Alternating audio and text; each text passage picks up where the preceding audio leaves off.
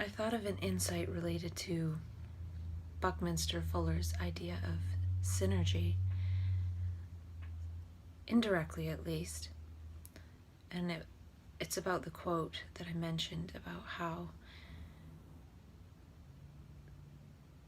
something about how we need some spontaneous social behaviors in order to save the planet.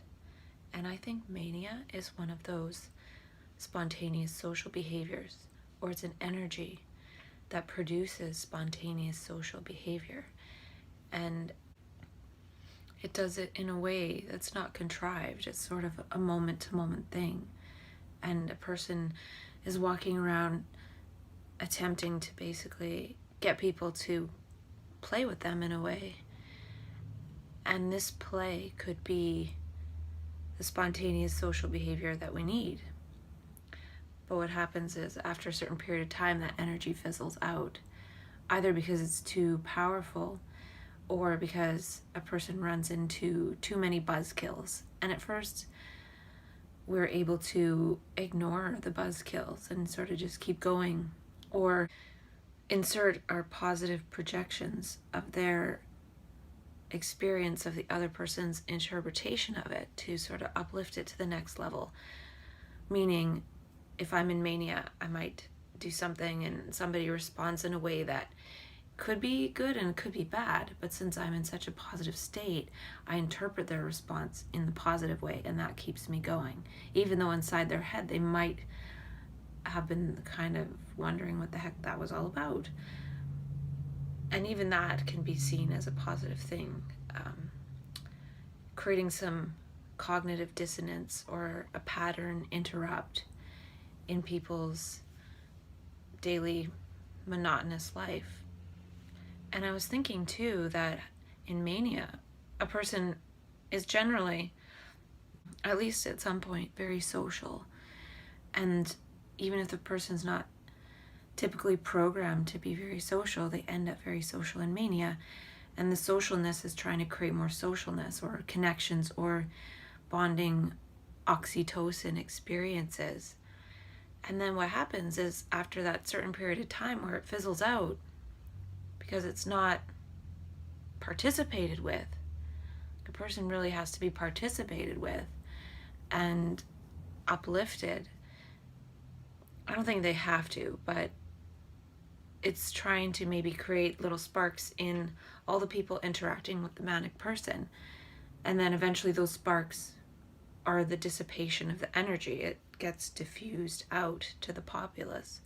Maybe that's what happens. It's like all the energy is contained in that one person, and they go around spreading it and spreading it and spreading it until they've drained their battery.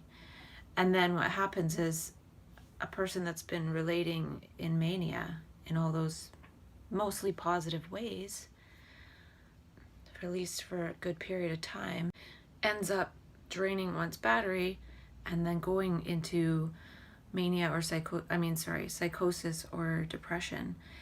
And then a person might have a team of, say, between 1 and 20 people supporting them through the depression.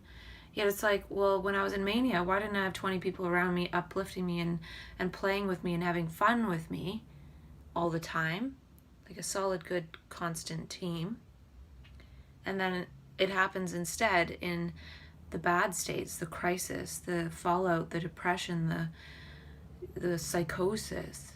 And then we have this big team of professionals and family and friends, if they stay around, to help us out. Why aren't there people helping us out when we're up here? Or maybe they are, and maybe people that we meet randomly as strangers are helping us out.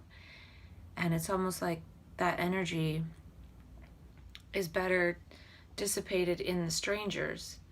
But then as soon as we go back to our family, they have disbelief about how wonderful the world is. It's not even disbelief.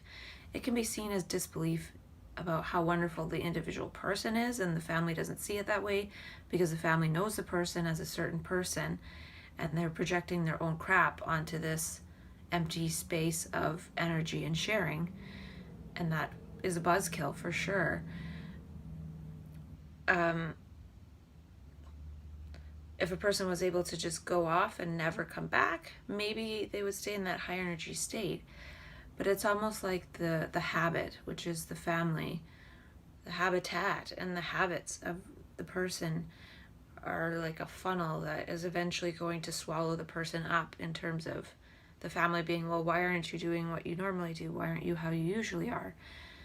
So in order to be that way, or in order to sort of return to the normal state, a person has to go through psychosis and depression and all these sort of disease states that make it so the family can capture the person in a way and keep them how they were or worse off. And it's almost because people don't know how to uplift people. In general, they don't. If somebody's doing well, a lot of times we feel jealous just in daily normal life without all this extra extraordinary and extreme state stuff going on.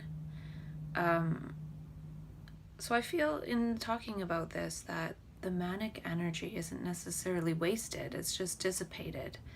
And imagine if a person in mania was able to collect miraculously a team of several people that really saw what the person saw and was uplifting what the person was saying. They might be able to stay in that state because they'd have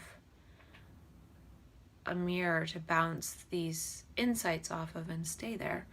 And I can just think, for example, maybe in the case of celebrities, this isn't mania, but they're thinking, wow, I'm so great, I'm so talented, I'm so amazing, and look at me play my music or do my acting or something. And somebody comes along and they're like, yeah, you are. I want to help you by doing your bookkeeping. Or, yeah, you are. I want to help you by doing your marketing. And this isn't necessarily people saying it. It could be a company saying, yeah, you are talented. We want to, work with you, or take most of the money that you earn, so then we'll do all the other stuff and you just be the musician.